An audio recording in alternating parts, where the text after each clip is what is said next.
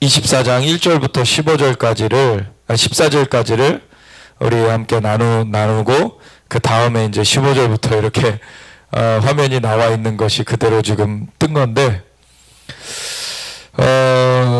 우리 마태복음 24장 14절에 이런 말씀이 있죠.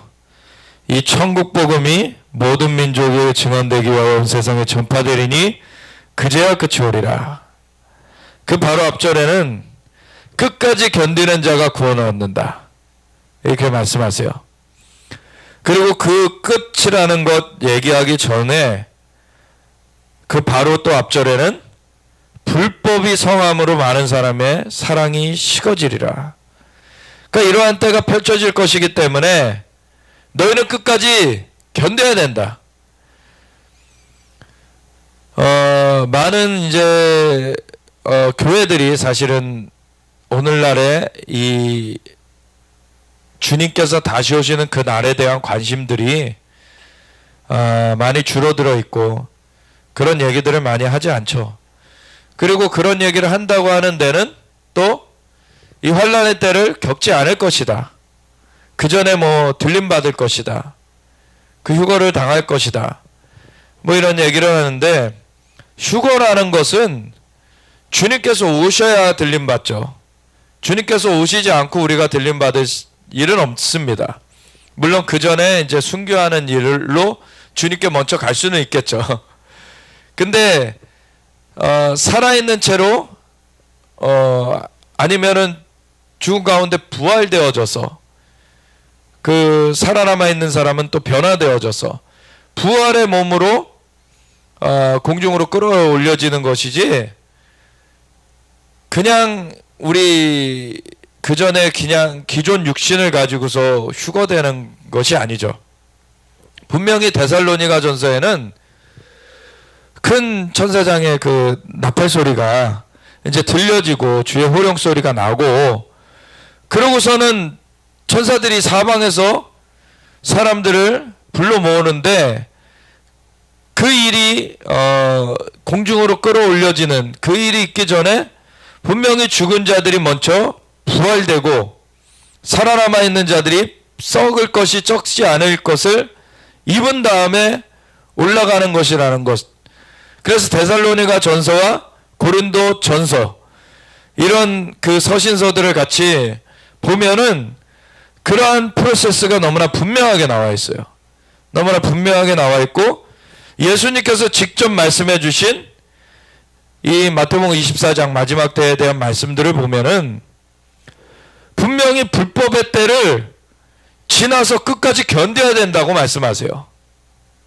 불법의 때에도 많은 사랑이 식어지게 되는데 우리는 사랑으로 승리해야 된다는 거. 그 목적은 14절에 이 천국 복음이, 근데 전에도 한번 여러 차례 나눴듯이 이거는 원어상에는 천국 복음이 아니라 원어 그대로 표현하면 왕국 복음이라는 거. 영어로는 This Gospel of the Kingdom이라고 바로 나와 있는데 우리는 하늘에라는 수식어를 붙여버렸어요, 여기다. 그래서 사람들이 오해하게 된 게, 그냥 천국 행티켓을 따놓고서 이 땅에서는 그냥저냥 살다가 죽으면서 천국 가는 거, 그런 사후세계의 보험으로만 생각하게 된 거죠. 그게 아니라 지금 예수님을 바르게 영접하여서, 예수님을 구세주여 주님으로 바르게 영접하여서 죄가 사함을 받았다면 바로 성령의 선물을 받게 된다는 것입니다. 성령의 선물을 받으면 그 영이 거듭나지고 성령님께서 함께 거하심으로 말미암아 이미 하나님의 나라가 너에게 임하였느니라. 이미 하나님의 나라가 임한 것이기 때문에 그 하나님의 나라가 이미 임한 하나님의 나라를 그것을 우리가 누리면서 또 전파하면서 나아가는 것이죠. 그래서 하나님 나라가 나중에서야 그것이 경험되어지는 것이 아니라 예수님을 영접한 사람들은 이 영접한 때부터 경험되어지는 게 하나님의 나라인 것이죠. 그래서 너희는 이렇게 기도하라. 하늘 계신 우리 아버지여 이름이 거룩히 여김 받으시오며 주님의 나라가 임하시오며 주님의 뜻이 하늘에서 이루어진 것 같이 땅 가운데 이루어지리다. 그래서 이것이 천국으로 간다는 복음도 아니고 그것이 포함되어 있지만 이미 임한 하나님의 나라를 소유하고 있지 않은 사람들이라면 나중에 천국 간다는 것이 이어지지가 않는 거죠. 이미 하나님의 나라가 임한 사람들이 육신을 벗을 때 육신의 제약이 이제는 없어지고 그냥 주님의 그 나라에 온전하게 거하게 되는 그러한 일이 있게 되는 것인데, 그런 이후에 또 예수님께서 다시 오시겠다고 하신 대로 다시 오시면서 그 먼저 죽은 사람들은 부활될 것이라 그러셨어요. 그래서 이 땅에 주님의 나라가 임하는 것으로 펼쳐지게 된다는 것을 알아야 되는 것이죠. 근데 그러한 과정을 겪을 때 우리가 주님의 다시 오심을 앞두고는 이 땅 가운데는 환란의 때가 펼쳐진다는 것, 그거를 예수님께서 친히 말씀해 주셨고 그래서 대비해야 된다는 것을 알려주셨어요. 근데 이것이 이 성경 전체를 보는 눈을 다르게 만들어주는데, 지난 시간에 우리가 봤듯이 태초에 하나님이 천지를 창조하시니라, 창세기 1장 1절에 그렇게 성경이 시작되고 계시록 21장 1절에 가서 이제 마지막에 가서야 새하늘과 새 땅 얘기가 나와요. 새하늘과 새 땅이 펼쳐지고, 그래서 처음 하늘과 처음 땅이 다시 있지 아니하고 바다도 다시 있지 않더라. 그때는 바다도 다시 있지 않고, 그 말인즉슨 이 전까지 계시록 21장 1절의 전까지 배경들 가운데 처음 하늘과 처음 땅의 그 시대 가운데 일들이 펼쳐지는 것들을 말하고 있다는 것을 우리가 알아야 된다라는 것을 나눴어요. 그래서 처음 하늘과 처음 땅이 그대로 있는 가운데 주님께서는 이 처음 하늘과 처음 땅을 원래 하나님께서 창조하시면서 모든 것들을 보시기에 좋았더라, 좋게 만드셨던 것, 인간을 마지막에 만드시면서 이 땅의 통치자로서 땅을 정복하고 모든 생물을 다스리도록 그렇게 하나님께서 축복하여 주셨는데, 인간이 범죄하여서 이 땅에 이제 파괴가 들어오고 저주가 들어오고 가난이 들어오고 죽음이 들어오고 질병이 들어오게 된 것들, 하나님께서 그것을 이 땅과 하늘을 그때 바로 그냥 없애버리셨다면 인간은 그걸로 끝이죠. 인간은 그걸로 끝이에요. 근데 하나님께서는 그 처음 하늘과 처음 땅의 배경을 그대로 두셨어요. 파괴됐어도. 그건 왜냐하면 하나님께서 회복시키시겠다는 거죠. 회복시키시겠다. 그래서 하나님의 역사는 그냥 이 땅 버려버리시려면 이미 진즉에 그때 버려버리셨죠. 그게 아니라 이 땅을 회복해 내시겠다는 거죠. 그리고서 새하늘과 새 땅은 회복된 이 환경을 하나님께서 완전하게 이제는 새롭게 마무리하시는 거죠. 그래서 하나님께서는 이 땅과 모든 것들을 하나님께서 만드셨는데 그것을 대리하도록 만들어 놓은 인간이 범죄했기 때문에 다 버려버리실 것이었다면 이미 애초에 그 범죄가 있은 직후에 바로 버리셨다. 그랬을 것이라는 것을 우리가 당연히 생각해 봐야 되는 것이고, 그것이 아니고 하나님께서는 마지막에 가서야 지금 새하늘과 새 땅을 얘기하시는 것은 그 앞에 처음 하늘과 처음 땅을 좋게 만들어 주셨던 것, 인간의 범죄로 파괴되었지만 다시금 회복해 내시겠다는 것을 하나님께서 보여주셨다는 거죠.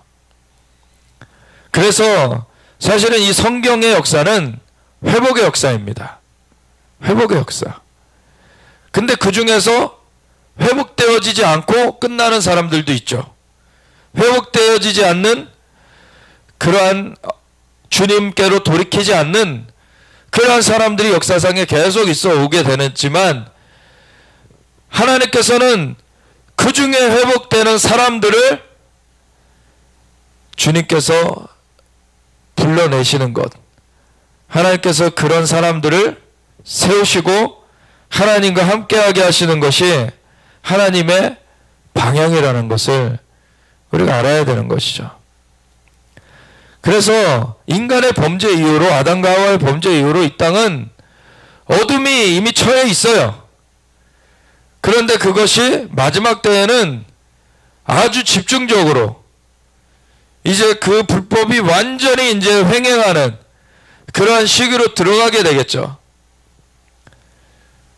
그러한 시기가 들어간다고 그것을 그때 하나님께서 이 땅과 하늘을 파괴시키는 것이 목적이셨으면은 이미 진즉에 하셨을 거라는 거죠. 근데 그때를 통과하면서 우리가 감당해야 되는 것은 그때라도 이 하나님 나라의 복음, 왕국의 복음이 모든 민족에게 증언되기 위해 온 세상에 전파되면서 그 중에서도 구원 얻을 사람들이 아직 있기 때문에 그것이 아직 한 명이라도 남아있을 때에는 하나님께서는 이 땅 가운데 아직 그 회복의 역사를 하신다는 거예요.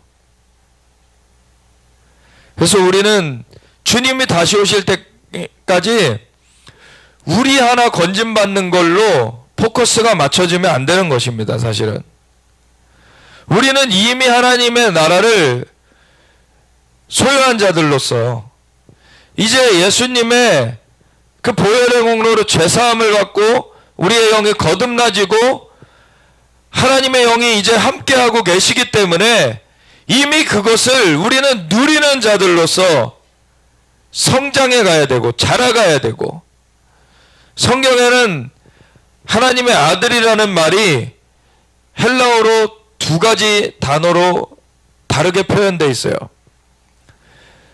테크논이라고 하는 어린아이에 해당하는 말이 있어요. 그거는 예수님께서도 그 누가복음에 보면은 12살 때 성전을 방문하시는데 그 지혜가 자라가고 키가 자라가며 하나님과 사람에게 사랑스러워져 가셨다라고 하면서, 근데 그때 그 주님의 그 어린아이의 모습을 표현할 때 그 쓰여진 단어가 테크논입니다. 근데 주님이 그 30세가 되었을 때, 30세가 되셨을 때 요단강에서 이제 침례를 받으시고서는 물에서 올라오실 때 그때 하늘이 열리고 비둘기가, 성령의 비둘기같이 내려오시고 하늘로부터 소리가 있어질 때 이는 내 사랑하는 아들이요 내 기뻐하는 자라 라고 할 때 그 아들이라는 거기서의 단어는 휘었습니다. 다른 단어예요. 근데 로마서 8장에 피조물들이 고대하는 것은 하나님의 아들들이 나타나는 것이다 했을 때 단어가 바로 휘었습니다. 그러니까 피조물들이 고대하는 것은 그냥 그 구원 얻은 그 영혼들, 이제 갓 영적으로 새로 태어난 사람들, 그 구원 얻는 거를 바라는 그 정도를 말하는 것이 아니라 구원 얻은 그 백성들이 장성하게 자라서 하나님의 나라의 통치를 하는 것을 바라는 거예요. 하나님 나라의 통치를 하는 것을 바라는 겁니다. 그 장성한 자들이 일어나는 것을 피조물들이 고대하는 거예요. 왜냐하면은 우리가 예수님을 영접하면은 우리가 거듭나지고 죄사함을 먼저 받게 되고 성령님이 임하셔서 우리의 영이 거듭나지고 성령이 함께 거하심으로 말미암아 우리에게 이제는 새 생명이 임했어요. 우리가 새로운 피조물이 됐어요. 근데 아직 자라가야 되는 아이입니다. 아이예요. 아직 뭘 통치하는 거나 이런 걸 배우지를 못한 거예요.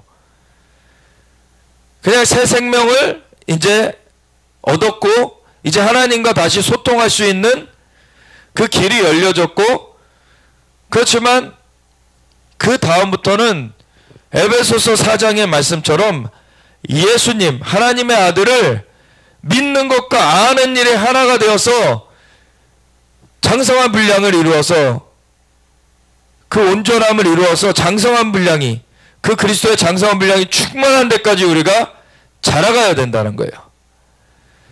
그것이 예수님의 어떠하심이 그 삶을 통해서 나타나게 되는 것입니다. 예수님이 머리 되시고 우리가 몸이기 때문에 머리 대신 예수님의 어떠하심이 몸된 우리를 통해서 나타나야 돼요. 근데 그것은 우리가 자라가야 되는 것입니다. 자라가게 되면서 그 장성한 그 아들들이 되어질 때에 그 통치가 펼쳐짐으로 말미암아 이 땅에 첫 번째 아담이 범죄하여서 들어와 있는 그 어둠의 일들이 다시 되돌려질 수 있게 되는 거예요. 그 길은 예수님께서 이미 열어놓으셨습니다. 그렇지만 예수님께서는 그 권한을 되찾아 놓으시고서는 주님께서 그걸 다 돌려놓으시는 게 아니라 주님께서는 권한을 되찾아 놓으셨으니 승천하시면서 너희들이 가라 라고 하신 거예요. 너희들이 가라. 그래서 주님은 머리 되시는 그 하늘 보좌에 계시면서 이 땅에 주님의 몸을 세워놓으시고서는 주님의 몸이 그 권세를 집행하게 만드신 거죠. 주님의 권세, 권능을 집행하게 만드신 거예요. 오늘 선정릉에 땅밟기를 갔다 왔는데 하나님께서 갑자기 오늘 원래 출근을 해야 되는데 재택으로 하나님께서 바꾸시면서 우리 사모하고 같이 이제 가게 하셨는데 가가지고 땅을 밟으면서도 다른 게 없어요. 예수님이 왕이시고 너희들이 지금 여기 불법 정령하고 있는 것 이제 너희 떠나가라 라고 선포하는 거예요. 너희들 지금 여기 불법 정령하고 있는 것이다. 예수님이 이 모든 세계의 왕이시다. 예수님이 만왕의 왕이시니 예수님의 이름으로 너희는 이제 떠나가라. 거기가 이제 그 왕릉 같은 경우에는 그 왕의 시체를 거기다가 해놓고서는 제사를 지내요. 거기다가 제사를 지내면서 귀신들 불러오는 거죠. 그래가지고 그걸 가지고서는 이 어둠의 영들이 이제 활동하게끔 그렇게 되어 있는 시스템인데 그건 불법의 세력인 것입니다. 하나님이 창조주신데 그거를 아담의 범죄를 틈타가지고 이 땅에 껴들었지만 예수님께서 두 번째 아담으로 오셔가지고 하늘과 땅의 권세를 되찾아 오셨어요. 그러므로 너희는 가서 모든 족속으로 제자를 삼아 아버지 아들과 성령의 이름으로 침례를 베풀고 내가 너에게 분부한 모든 것을 가르쳐 지키게 하라. 볼지어다 내가 세상 끝날까지 너희와 항상 함께 있으리라. 아멘. 우리가 나아갈 수 있는 이유는 주님께서 함께 하시기 때문이에요. 주님의 영이신 성령님께서 함께 하시기 때문이에요. 성령님께서 함께 하시는 자들은 그렇게 가가지고 그 주님의 권세를 집행해야 되는 거예요. 그래가지고 주님께서 우리에게 계속 가르쳐 주시는 게 뭐냐면 주님께서 너무나 우리를 정말 빨리 이렇게 같이 하길 원하시는구나. 왜냐하면 주님의 마음을 알아서 그렇게 같이 손발이 맞아질 사람들이 얼마나 되겠느냐는 거예요. 예수님을 믿어서 구원받았다고 하는데 이 땅의 것들만 구하고 있고 맨날 자기 삶의 문제로서 허덕이고 있고 그러고서 있는데, 하나님께서 주신 것은 하늘의 모든 신령한 복으로 복 주신 것인데 예수 그리스도 안에서 우리를 하나님의 자녀 삼아 주시고 하늘의 모든 신령한 복으로 복 주셔서 하나님의 상속자가 되게 하셨는데, 지금 이 땅의 것 가지고 허덕이고 있으면은 이게 얼마나 수준이 차이가 나는 거냐는 거예요. 예수님께서는 통치자들을 지금 다시 회복시키고 계시는데, 주님께서 소통하시면서 이 땅 가운데 되돌려 와야 될 이 수많은 영역들을 주님께로 되돌리도록 주님께서는 이미 그 판결문은 받아 놓으신 거예요. 예수님의 십자가 대속으로 죽은 가운데 부활하셔서 이미 마귀의 머리를 깨트려졌어요. 근데 예수님은 그 판결문을 받아 놓으시고서는 예수님이 집행하시는 게 아니라 예수님은 승천하신 다음에 예수님을 믿는 자들에게 죄사함이 임하고 성령님이 부어져서 거듭나게 된 다음에 성령님이 함께 하셔서 소통하심으로 주님의 몸된 교회가 그 집행을 하게끔 하셨다는 거예요. 그래서 에베소서에도 보면은 에베소서 2장이나 3장이나 계속 예수 그리스도와 함께 우리가 하늘에 안침받아진 것뿐만 아니라 또 3장에 가보면은 하늘의 권세들에게 주님의 지혜를 알게 하려 하심이라. 그거를 교회를 통해서 한다는 것을 계속 얘기해 주고 있어요. 하나님께서 예수님을 다시 살리사 만물 위에 교회의 머리로 세우셨다. 교회는 그의 몸이니 만물 안에서 만물을 충만하게 하시는 자의 충만함이다. 그래서 예수님은 그 머리가 되시는 분이시고 주님의 지시를 받은 주님의 권세 아래서 주님의 권능 아래서 그걸 집행하는 것은 교회가 하는 거예요. 주님과 소통하면서. 그래서 만물 위의 교회고 교회의 머리는 예수님이세요. 그래서 교회를 통해서 만물을 충만하게 하시는 자의 충만함을 나타내시는 겁니다. 교회를 통해서 또한 그 공중 권세자들에게 하나님의 지혜를 알게 하시는 거예요. 하나님의 명령을 선포하시는 거예요. 그 손발에 맞을 자들이 어딨냐는 거예요. 예수님과 그렇게 소통하는 사람들이 어딨고 그것을 가가지고 선포할 자들이 누가 있냐는 거죠. 집행관들이 어딨냐는 거예요. 예수님께서는 이미 부활하셨습니다. 죽음의 권세 친히 이기신 것을 친히 행하셨어요. 그거는 하나님과 한 분이신 그분이 하나님으로서 하셨던 것이 아니라 두 번째 아담으로 하셨던 것입니다. 인간으로서 하셨던 거예요, 사실. 왜? 하나님과 한 분이신 하나님의 한 위격이신 그분으로서는 죽으실 이유가 없어요, 애초에. 그래서 부활이라는 것이 있을 이유도 없어요. 죽으실 이유도 없기 때문에. 그분이 생명의 근원이시고 그분이 생명보다 오히려 크신 분이신데 그분이 죽으실 일이 없는데 인간으로서 와주셔서 인간의 죄를 덮어쓰시고 죽어주신 거잖아요. 그리고서 인간으로서 부활하신 거예요. 하나님의 아들이신 그분이. 그래서 우리에게 산소망이, 부활의 산소망이 된다고 그러시는 거죠. 그분은 하나님이시기 때문에 그러셨다면 인간에게는 그 소망이 아닌 거예요. 근데 그분이, 하나님의 아들이신 그분이 인간의 몸을 입고 와주셔서 인간이 살 수 있는 길을 여신 겁니다. 그분이 우리가 대속될 수 있는 길을 여셨고, 그분이 부활할 수 있는 길을 여셨어요.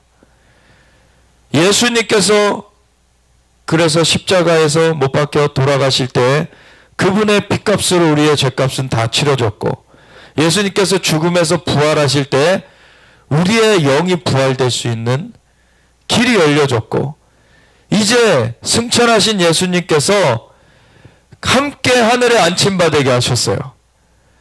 그리고 그 예수님이 우리에게 이것을 성령으로 말미암아 누리게 하셨습니다. 그래서 우리는 예수님과 함께 옛사람은 죽어지고 새 사람이 되었고, 이제는 함께 하늘에 안침받아야죠. 예수님과 소통하면서 이제는 주님의 몸으로서 이 땅 가운데 사는 동안에 주님의 명령을 선포하는 거예요, 이 땅에. 이거를 우리가 해야 되는 것입니다. 그러면서 사람들을 주님께로 돌이켜오는 거예요.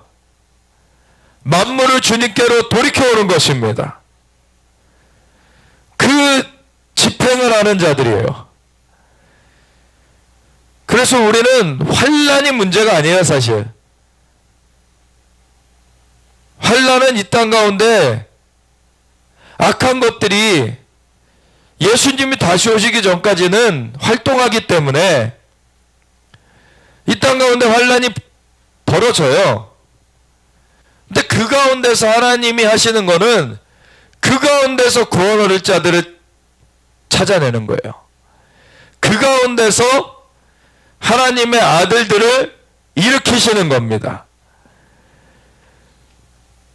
그래서 우리가 그냥 환난을 피하는 게 우리의 목적이 아니라 환난 중에서 우리는 하나님의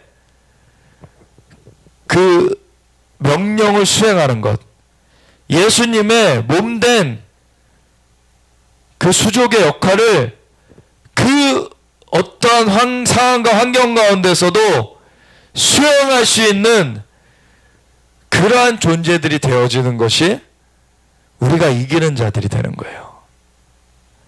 그러면은 우리의 몸이 그런 가운데 죽임을 당할 수도 있어요. 그렇지만 우리는 주님과 더불어 이미 왕노릇하는 그 일을 하다가 주님 앞에 가는 거예요. 그렇기 때문에 첫째 부활에 참여합니다. 근데 지금 우리가 주님과 더불어 그 왕노릇하는 것을 하지 않고 있는데 첫째 부활에 참여할 수 있을 거라는 생각을 하면 안 돼요, 사실. 주님과 더불어 왕노릇하는 그 훈련으로 들어가서 우리가 갖춰져야 되는 것입니다. 그걸 하고 있어야 돼요. 이 땅 가운데는 여러 가지 도전들이 있어요. 예를 들어 우리가 생활을 하면서 가족들의 도전도 있을 수 있고 직장에서의 도전들도 있을 수 있어요. 어떤 그 관계 가운데서 하나님의 일을 선택하는 것을 막아서려는 그런 방해가 가족한테도 있을 수 있고 사회, 그 직장을 비롯해서 여러 환경 가운데 있을 수 있어요. 그거 하나하나가 사실은 다 우리에게 테스트의 일들입니다. 이 땅에서의 그 삶을 통해서 이기는 자로서 그것을 통과해내지 못하고 있는데, 그 궁극적인 하나님의 나라의 그 통치자들이 되어진다라는 것은 이게 앞뒤가 안 맞는 얘기예요, 사실은. 이게 내가 여기서 그렇게 통치자로서 이겨내지 못하고 있음에도 나중에 그 통치자로 바뀌어지겠지. 그게 아니라 계시록 5장에도 예수님께서 우리를 피로 사서 아버지께 드리시고 우리를 나라와 제사장으로 삼으셨으니 땅에서 왕노릇 하리로다. 이미 구원 얻은 백성들은 그 일들 가운데 성장해 가야 되는 것입니다. 그거를 배워내지 못하면은 마지막 때에 이 환란이 더해질 때에 그거를 통과하지 못하는 거예요. 그걸 이겨내지 못하는 거예요. 우리는 이미 그것을 이겨낼 수 있는 통치자로서 훈련이 되어지면 환란이 문제가 아닙니다. 이 땅에서의 일들은 그림자에 불과한 거예요, 사실. 실체는 영의 세계죠. 실체는 영의 세계예요. 영의 세계의 그림자, 보이는 세계는 보이지 않는 것들의 그림자에 불과하다고 그러셨어요. 지금 보이는 세계 가운데 그림자로서 나타나 있는 것이 영계에는 더 치열하게 벌어지고 있어요. 이 땅 가운데 싸움을, 그래서 이 턱을 못 넘으면서 영계에서는 이겼다라고 말할 수가 없는 거예요. 영계에서 이기는 사람들은 근데 이 땅을 통치합니다. 더 큰 세계이기 때문에 영계가. 그래서 영계에서 이기는 자들로서 이 땅에서의 그 도전들을 능히 이기는 자들이 되어줘야 돼요. 근데 이 땅에서의 것들을 이기지 못하면서 영계에서의 것들을 이긴다라고 그렇게 덮어둘 수가 없다는 거예요. 그래서 오히려 이 땅의 것들을 통하여서 우리는 이기는 훈련을 해가야 돼요. 이 땅의 것들을 통하여서 어떻게 우리가 정복하고 다스리는지를 배워가야 돼요. 그것은 우리가 우리의 욕심으로 하는 게 아니죠. 하나님의 사랑으로 하는 겁니다. 하나님의 공의로 하는 겁니다. 하나님의 나라와 의를 먼저 구해라. 그걸 우리가 어떻게 할지를 알아가야 되는 거예요. 어떻게 주님과 함께 통치하고 다스려 갈지를 알아가야 되는 겁니다. 그것이 자라가는 거예요. 그러면 어느 순간에 무턱대고 아무데나 가가지고 영적 전쟁하는 게 아니죠. 그 수준에 맞는 그 전쟁을 하게 하세요, 주님께서. 처음에는 그냥 가정의 영역에서만 할 수도 있어요. 그것도 처음에는 쉽지 않을 수 있습니다. 근데 가정의 영역에서의 전쟁을 치르고 나면 어떤 공동체에서의 그 전쟁을 치르게 하실 수 있어요. 그리고 어떤 그 단계가 넘어가면 이제 지역의 영역에서의 전쟁을 치르게 하실 수 있어요. 그러고 나면 국가적인 영역에서의 전쟁을 치르게 하실 수 있습니다. 이 영적 세계도 그 단위가 있습니다. 영적 세계에 그 영계에도 그 천사들이 높은 천사장들이 있고 그냥 일반 천사들이 있다라는 것이 성경에 나오잖아요. 그리고 가브리엘조차도 바사군주한테는 막혔는데 미가엘 천사장이 와가지고서는 그걸 풀어주잖아요. 이게 이 영적 세계에 권위의 그 레벨들이 있습니다. 그래서 자신이 아직 그렇게 성장하지 않았는데 국가적인 단위의 영적 전쟁 하다가는 자신이 뻗어버려요. 사실. 근데 중보자로서는 같이 할 수는 있죠. 이런 무리지어서 같이 기도할 때 같이 기도하는 거 괜찮아요. 그게 아니라 그냥 국가 단위 어떤 영적 전쟁 한다고 태백이나 이런 데 가가지고 천재단 가가지고 자기가 막 그냥 그 영적 전쟁 한다고 무턱대고 가버리면 그 사람 그거 감당 못하고 오히려 해를 당하고 올 수 있다는 거예요. 물론 우리가 예수님의 보혈로 덮어져 있고 주님이 함께 하심으로 우리가 귀신을 두려워할 필요는 없습니다. 근데 우리가 어떤 일들을 집행하는 것에 있어서 우리가 우리한테 뭐 귀신들이 다가온다고 우리가 무서워할 건 없어요. 그거는 예수님의 이름으로 떠나가라 그러면 떠나가야 돼요. 우리의 권세가 아니라 예수님의 권세예요. 근데 우리가 어딜 가가지고 집행을 해야 되는 그러한 일을 하나님 맡기실 때 그거를 그 사람들의 그 작은 것에 충성한 자에게 큰 것으로 맡기신다고 그 단계를 따라서 주님께서 주시지 이제 그 거듭난 자에게 히말라야 가가지고서는 영적 전쟁하라고 시키지 않으세요.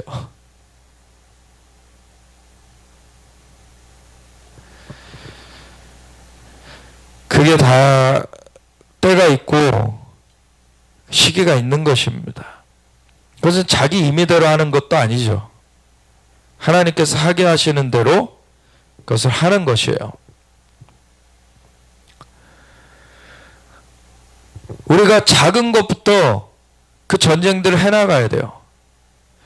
사실 우리나라 같은 경우 지금 뭐 선정릉에 그 땅밟기를 했지만 그 조선 왕조를 통해서 유교 문화가 막 이렇게 거미줄처럼 엮여 있단 말이에요, 이 나라에. 그리고 각 가정마다 저도 장손이라서 원래는 제사를 이어받아야 되는 사람인데 그러한 법도 가운데서는 이 선릉이 성종의 그 왕릉이더라고요. 성종 9대왕 그 조선왕조에. 근데 이 사람이 뭘 했냐면 그 유교의 법체계를 완비한 사람이에요. 유교의 법체계가 뭡니까? 그런 제사 지내는 것들 다 거기 포함된 거예요.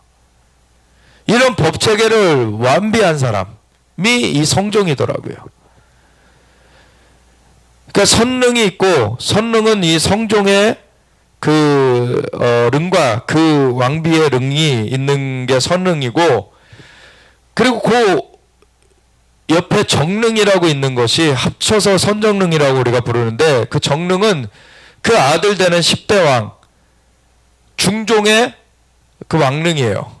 근데 거기는 사실 우리가 땅밟기를 쭉 했는데 선릉에 비하면은 그 정릉은 아주 뭐가 그냥 약해요. 사실 선릉이 상대적으로는 강합니다. 확실히.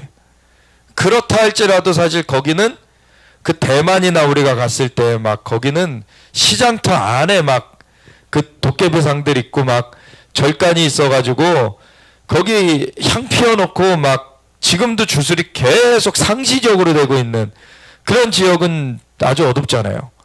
근데 그런 정도 아니에요. 여기는.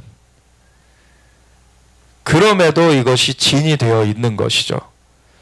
그래서 매년 거기서 또 제를 지내게 되고 그런 것들이 사실 국가적으로는 저 종로에 종묘사직이라고 종묘에는 각각 그 조선 왕조의 왕의 위패가 다 있습니다. 거기에. 그래서 거기에 향 피워 놓는 거예요. 사직에서 제사하고 이것이 중심가에 있어요. 우리나라에. 이런 것들이 사실 뿌리 뽑혀야 되는 거죠. 불교형도 뿌리 뽑혀야 되거니와 유교형도 뿌리 뽑혀야 돼요. 이 선정릉에 가가지고 그 땅밟기를 하면서 그게 그렇게 강하진 않아요. 근데 각 거듭난 사람이 거기 가서 하려고 그러면 농락당하고 올 수가 있어요. 그런 것들이 이제 가가지고 이제 예수님의 이름으로 너희는 이제 불법 점령한 것, 이제 너희는 묶임받고 떠나가야 된다. 이제는 너희가 여기 있을 고난이 없다. 떠나가라. 라고 이제 명령을 선포하는 것이죠. 근데 그보다 작은 단위에서 각 가정마다 제사 지내는 가정들이 있으면은 제사부터 끊어내는 거예요. 저도 예수님을 믿고서는 바로 제사가 잘못됐다는 걸 알질 못했어요.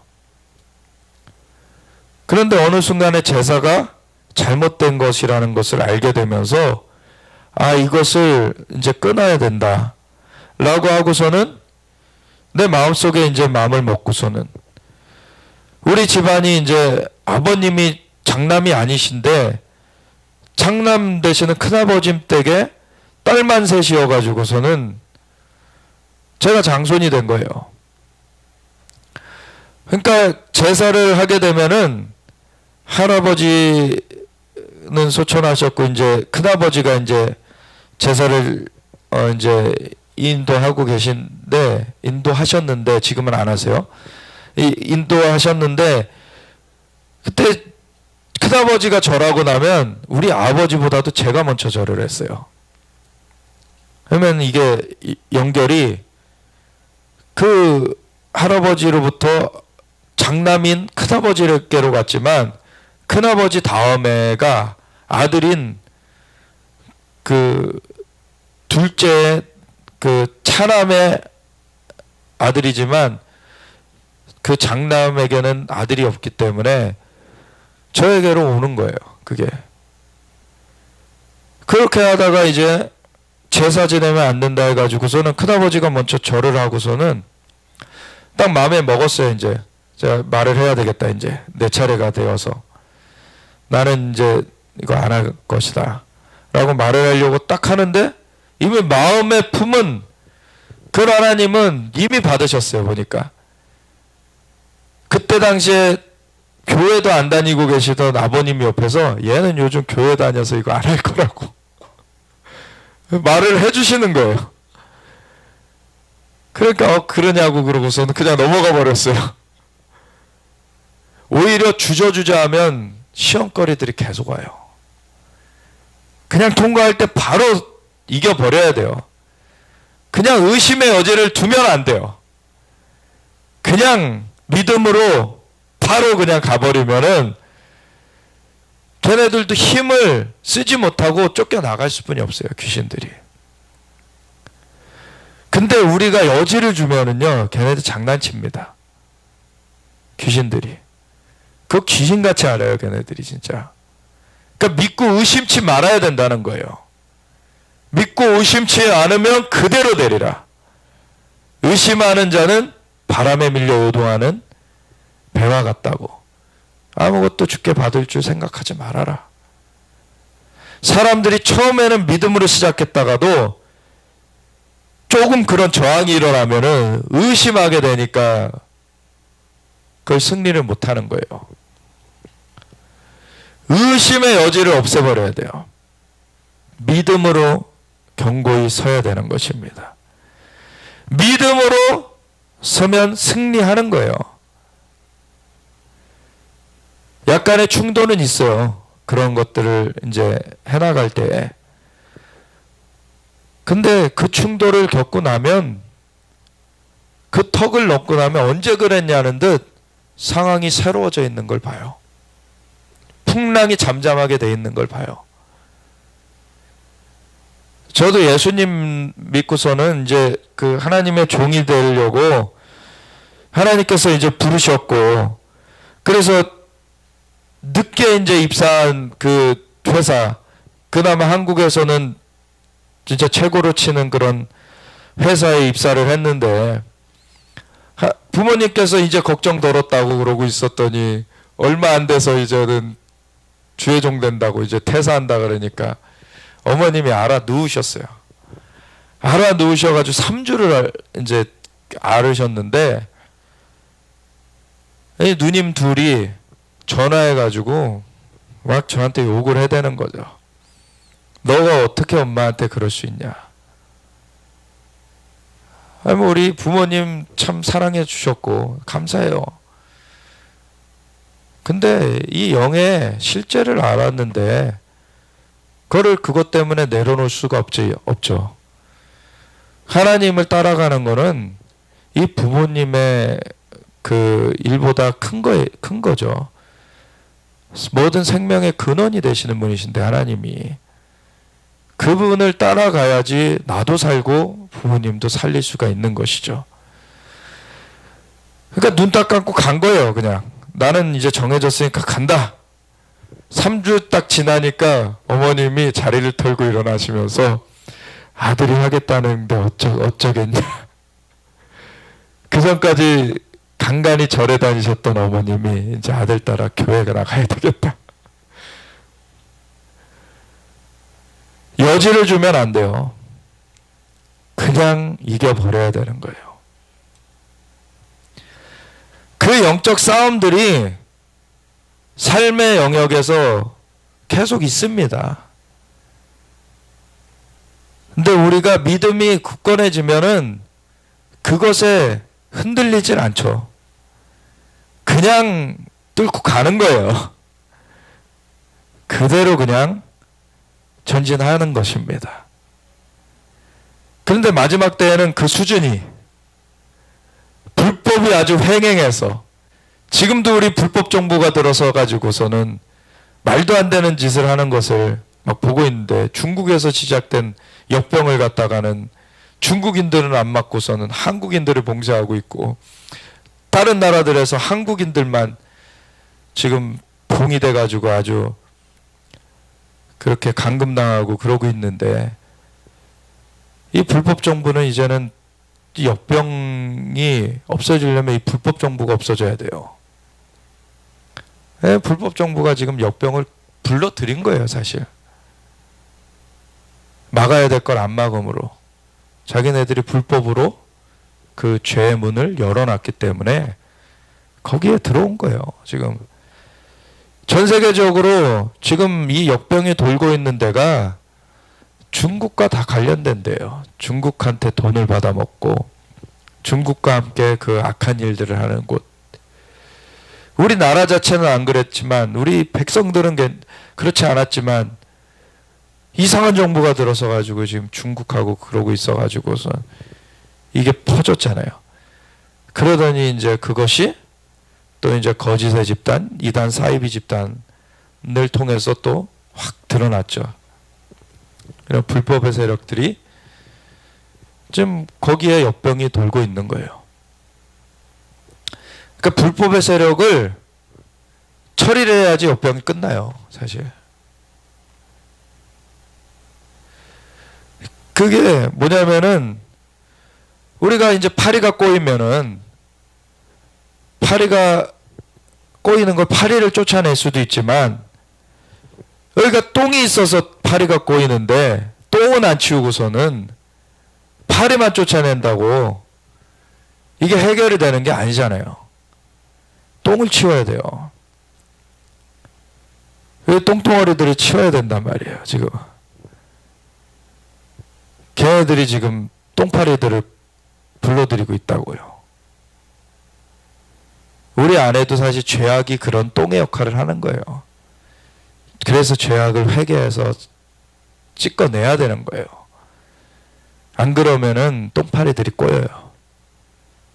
악한 영들이 그 마귀가 뭐라고 불립니까? 바알세불, 파리대왕이라고 부르잖아요. 파리대왕, 똥파리 대왕이에요, 마귀가.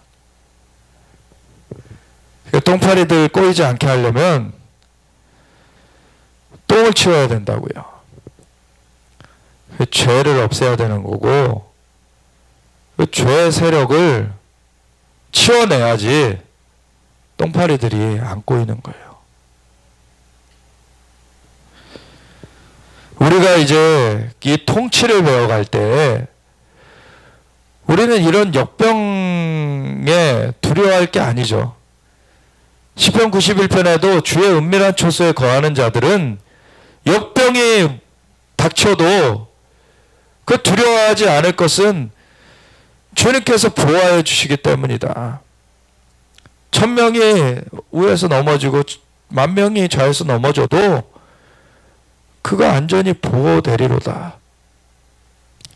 우리가 주님을 의뢰할 때 주님과의 그 교류가 막힘없이 되어지고 있을 때 이러한 역병들은 우리에게 엄습하지 못하죠.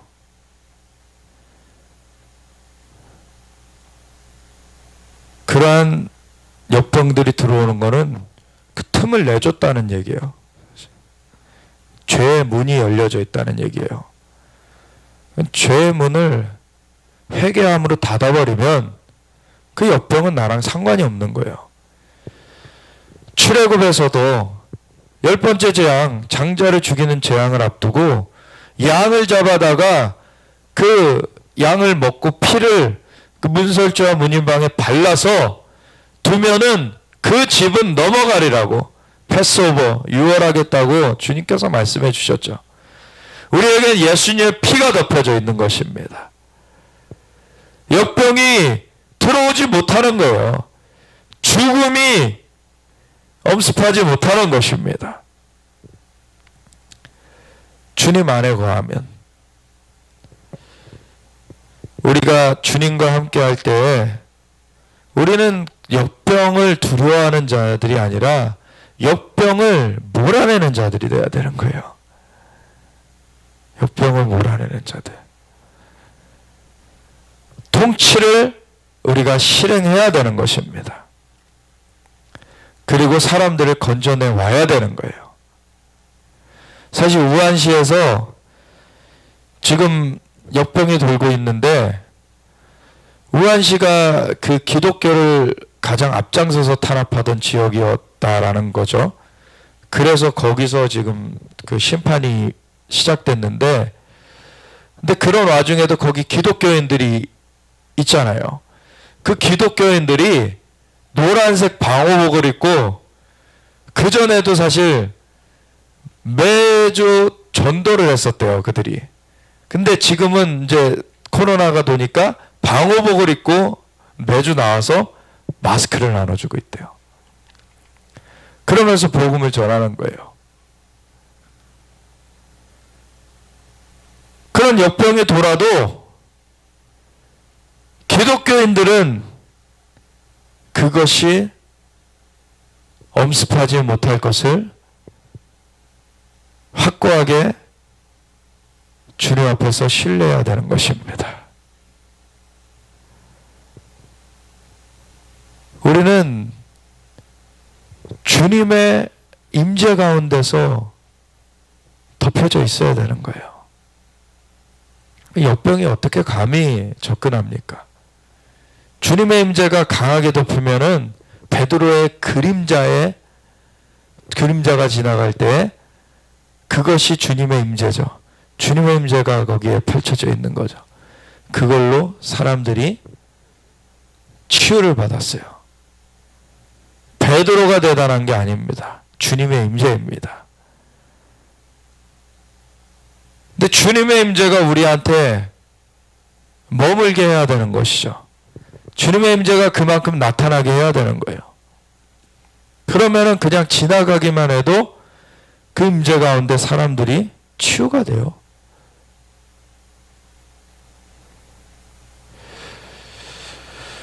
우리가 주님과 함께하는 수준이 높아져야 되는 것입니다. 그러면 그걸로 통치하는 거예요, 사실. 질병도 다스리는 거예요. 병도 다스려 버리는 거예요. 그러면은 저주와 어둠과 그런 죽음과 질병들이 다스려져 버리는 거예요. 그리고서 하나님의 생명이, 하나님의 축복이, 하나님의 권세와 능력이 풀어지는 것입니다. 그래서 단지 우리 나중에 갈 티켓 따놨다고 착각하고 그렇게 주님과 상관없이 살다가 나중에 가서 이게 아니구나 절망을 겪는 것이 아니라 지금 주님과 함께하는 삶을 살아야 되는 거예요. 지금 주님과 함께 살아서 그것이 우리 안에 계속해서 익혀져서 더 높은 수준으로 가게 해야 되는 것입니다. 근데 삶에서 계속 타협하기 시작하면은요, 타협하는 삶을 살게 되고 결국에는 결정적인 때에 주님을 떠나가게 돼요. 주님과 함께하는 삶을 계속 선택해 가게 될 때 마지막에 목에 칼이 들어와도 그걸 놓치지 않습니다. 주님과 함께하는 것이 실제라는 것을 이미 살고 있기 때문에.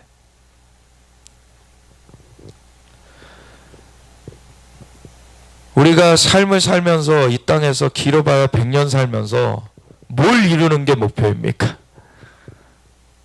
이 땅에서 부를 많이 쌓는 거? 명예를 이루는 거? 사실 그런 것들은 다 사라질 것들이에요. 그래서 너희들 땅에 재물을 쌓지 말라. 하늘의 재물을 쌓아라. 우리가 하늘에 재물을 쌓는 것은 주님과 함께하는 것. 나를 떠나선 너희가 열매 맺지 못한다. 내가 포도나무에 너희는 가지니 나로 말미암지 않고 너희가 나를 떠나서는 열매 맺을 수 없다. 주님과 함께하여서 주님과 함께하는 그 임재가 우리 안에 더 쌓여지고 그것이 더 드러나질 때 이것이 만물을 다스리는 권세로서 나타나게 되는 것입니다. 이것이 우리한테 쌓여져 가야 되는 거예요. 그리고 그걸로 실제적으로 주님의 명령 따라서 그 위험을 무릅쓰고, 사실 이 예언적 행동들이라고도 하죠. 어디 가가지고 무슨 선포를 해라, 아니면 어디 가가지고 어떤 액션을 해라, 이런 것들이 그 자연세계 가운데서도 제지를 당할 수 있는, 때로는 그런 걸 하다가 또 복음 증거하다가 사도행전 기록에 보면 사도들이 옥에 갇히기도 하고 채찍을 당하기도 하고 그런 것들이 있는데, 그런 위험을 부담하면서 그거를 감당하면서 주님과 함께 할 것이냐는 거예요. 그게 그릇의 차이입니다, 사실. 우리가 아무 제지가 없을 때는 모든 걸 할 수 있을 것 같아요.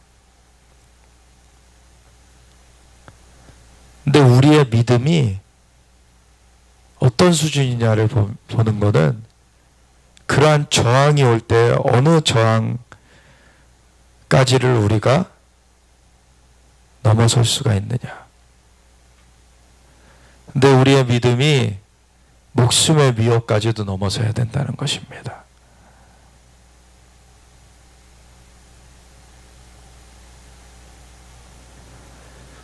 그러한 자들은 세상이 감당하지 못하는 자들이라고 히브리서 11장에 말하고 있죠.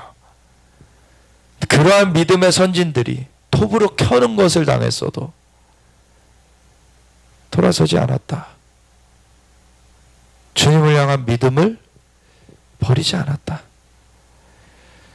근데 그들도 우리로 말미암지 않고는 완전케 되지 못한대요. 우리가 그 릴레이를 마지막으로 감당해 줘야 되는 것입니다. 그래서 하늘에 허다한 증인들이 있어서, 우리를 둘러싼 그 증인들이 있어서 우리를 격려한다는 거예요. 우리를 이 마지막 레이스를 잘할 수 있도록, 그 레이스를 먼저 마친, 그 계주를 먼저 마친 그 세대가 지금 응원하고 있어요. 그러면서 이 마지막 세대가 계주를 잘 마칠 수 있도록.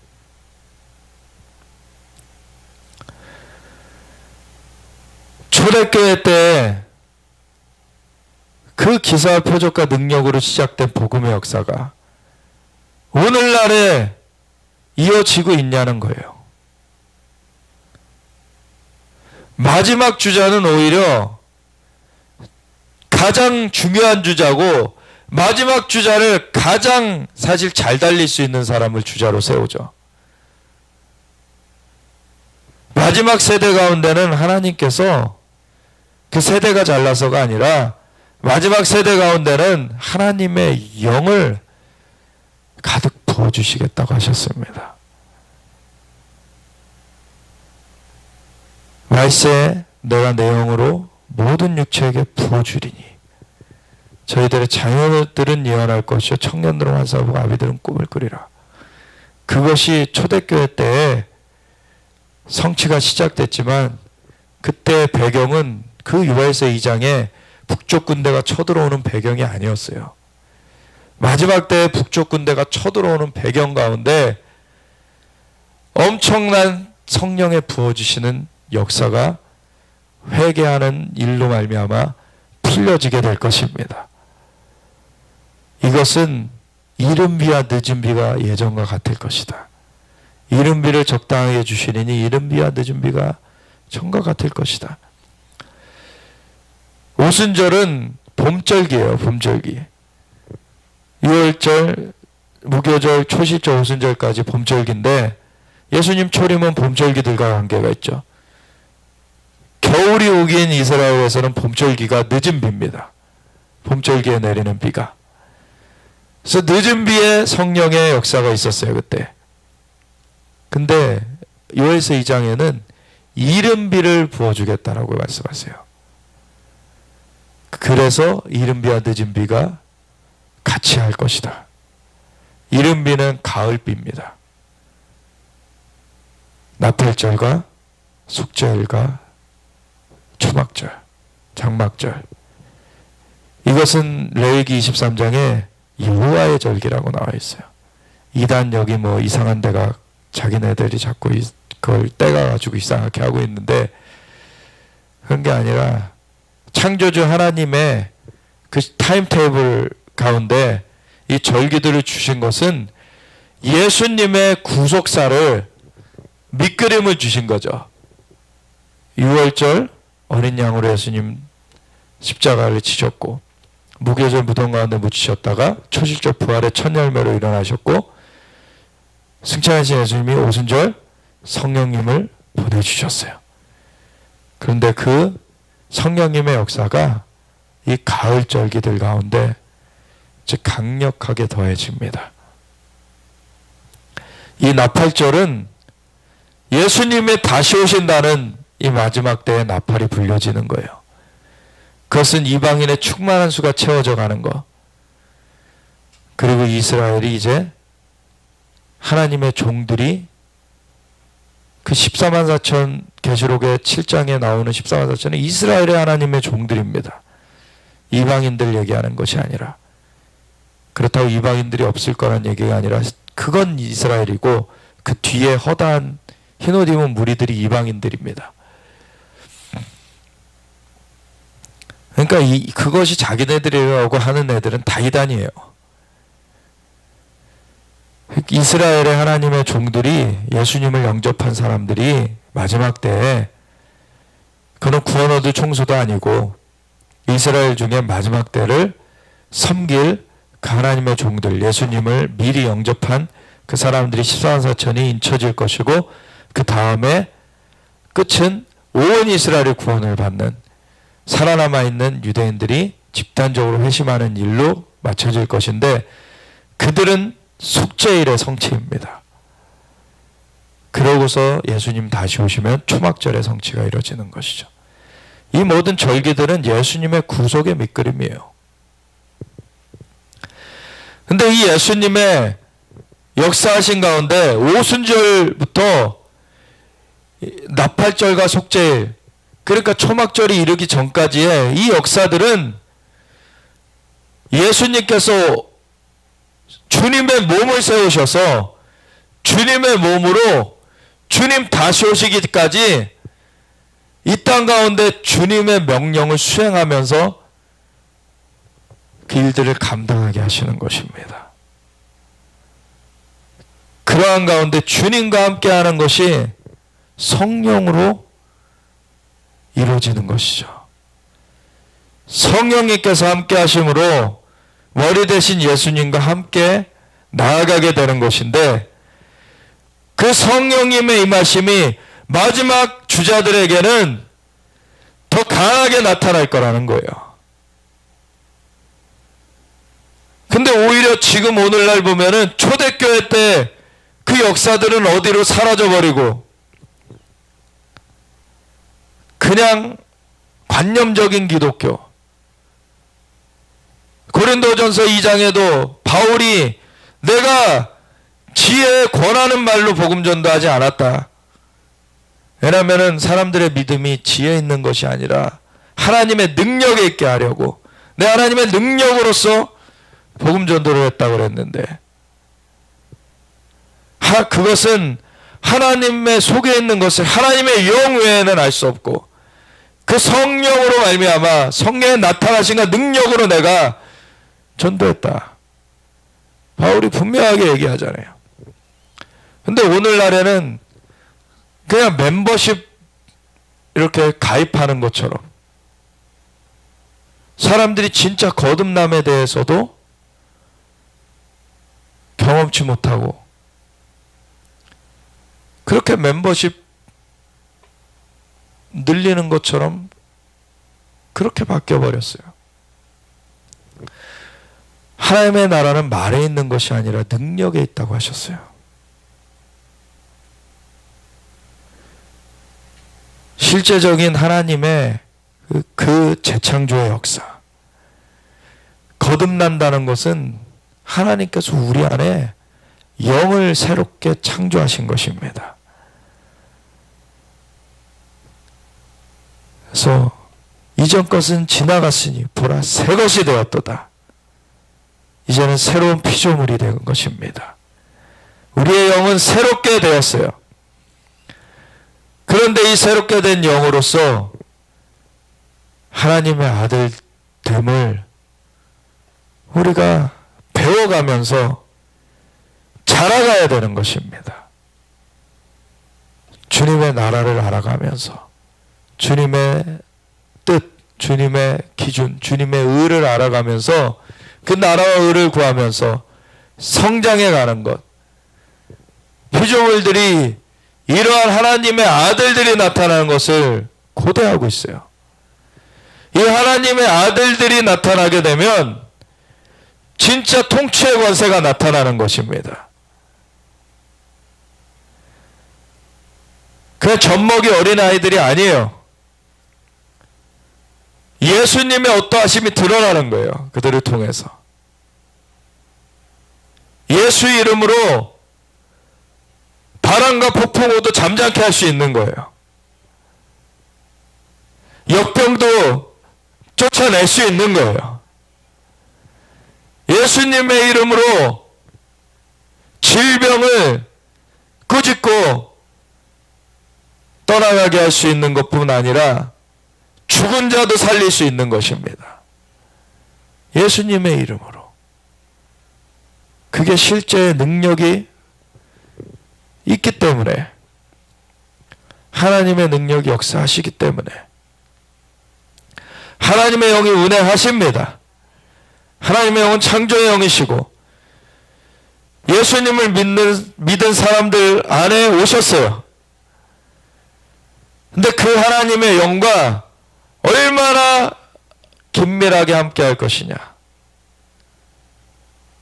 각 사람들이 얼마나 그 주님의 인도하심을 따라서 성장해 갈 것이냐, 이게 다른 것입니다.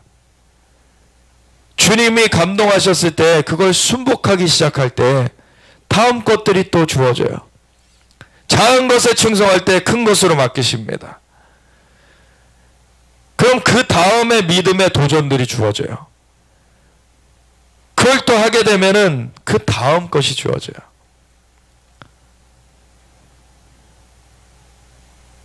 내게 능력 주시는 자 안에서 내가 모든 것을 할 수 있느니라. 사도 바울은 일체의 비결을 배웠다 그랬어요. 풍부에도 처해보고 비천에도 처해보고 내가 그 모든 것에서 일체의 비결을 배웠다. 내게 능력 주신 자 안에서 내가 모든 것을 할 수 있다. 환경이 나를 이끌어가는 게 아니다. 내가 환경을 다스리면서 내가 하나님이 말씀하신 것을 다 할 수 있다. 하나님이 말씀하신 것은 하나님이 공급자시고 하나님이 그걸 할 수 있게끔 주님이 붙들어 인도해 가십니다. 단지 우리가 할 것은 그 주님을 신뢰하는 거예요. 그걸 믿음으로 서는 것입니다. 그 자리에. 하나님이 내 눈앞에 뭐가 안 보여도 하라 그러셨으면 하는 거예요. 그러면은 뭐가 있어서 시작하는 게 아니라 시작하면 뭐가 옵니다. 이게 창조의 역사고 기적의 역사예요. 세상은 뭐가 있어야 하잖아요. 물질계에 매여 있기 때문에. 물질이 있어야지만 뭘 한다라고 생각을 해요. 근데 하나님은 물질을 만드신 분이십니다. 물질계가 생겨나기 전에 영계를 또 만드셨고 영계도 있기 전에 스스로 계신 분이세요. 아무것도 없는 상태에서 주님은 홀로 계셨습니다. 주님이 영계도 만드셨고 주님이 물질계도 만드셨어요. 우리가 주님과 함께 하게 되었다는 것은 아무것도 없을 때 주님이 말씀하시면 그게 생겨난다는 걸 알아야 돼요. 주님이 말씀하시면 그게 된다는 걸 알아야 돼요. 우리의 사고가 물질계에 매여 있으면 안 되는 것입니다. 그걸 만드신 분과 함께 할 수 있어야 돼요. 그래서 사실은 이 창세기에 태초에 하나님이 천지를 창조하시니라라고 하고 이제 계시록 21장 1절에 새 하늘과 새 땅이 있으니 처음 하늘과 처음 땅이 다시 있지 않고 바다도 다시 있지 않더라 라고 하는 것, 그 가운데 우리가 지금 살고 있다라고 얘기를 했는데 이 가운데에서 우리가 하나님의 나라의 일들을 알아가면서 산다는 것을 지난 시간에 우리가 나눴어요. 그 하나님의 나라의 일들을 배워가는 것이 우리가 하나님의 아들들로서 그 주님의 자녀됨으로 주님의 상속자, 주님의 어떠하심이 이 땅 가운데 나타내는 통치자들로서 자라가는 것입니다. 이것을 배워가야지 우리의 삶의 열매가 맺혀져 가는 거예요. 우리가 어느 하나 이 땅에서의 것들을 얻으려고 기도하는 차원에서 끝나면 안 되는 것입니다. 우리의 존재 자체가 주님의 아들됨으로, 자녀됨으로 만물을 창조하신 주님의 형상과 모양으로 만물을 다스리게 만들어졌다는 거예요. 예수님의 머리 대심 아래서 주님의 몸으로서 고을 권세를 받아서 주님과 더불어 왕노릇 하리로다. 그거를 우리 삶에서 얼마나 배워갈 거냐, 얼마나 그것을 실행하며 살게 될 것이냐. 마지막 주님의 심판대 앞에는 책이 놓여져 있고, 그건 생명책. 생명책에 쓰여진 사람은 구원으로, 안 쓰여진 사람은 영벌로. 그리고 책들이 놓여져 있을 것이다. 그것은 각 사람들의 행위를 기록한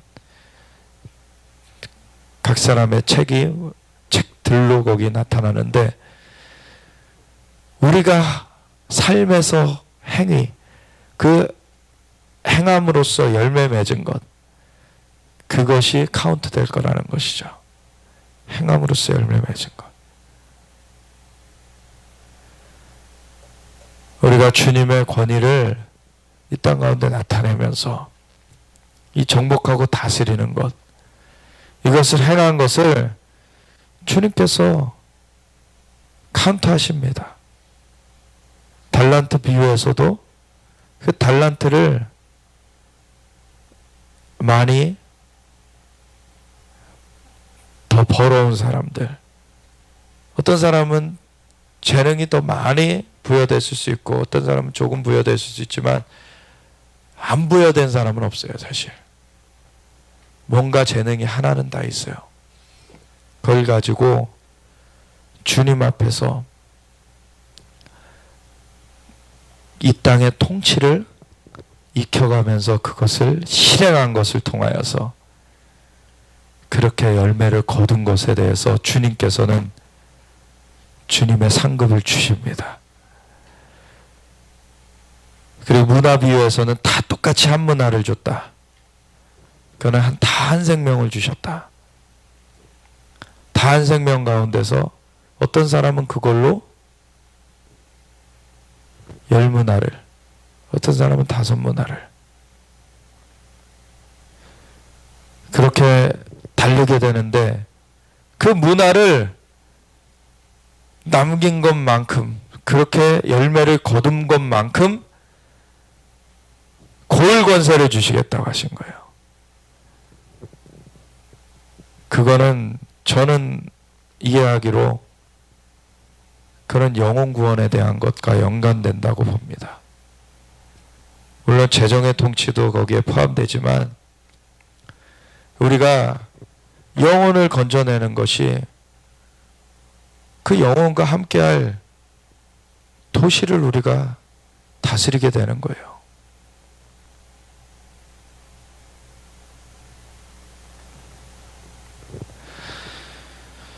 주님께서 이 땅의 것을 가지고 우리가 어떻게 살아갈 것이냐, 그거를 가지고서 영혼을 구하는데 우리가 그것을 쓰느냐, 아니면 이 땅의 것들을 쌓아두는 데 나아갈 것이냐, 그 귀결이 완전히 달라지게 세팅해 놓으셨습니다.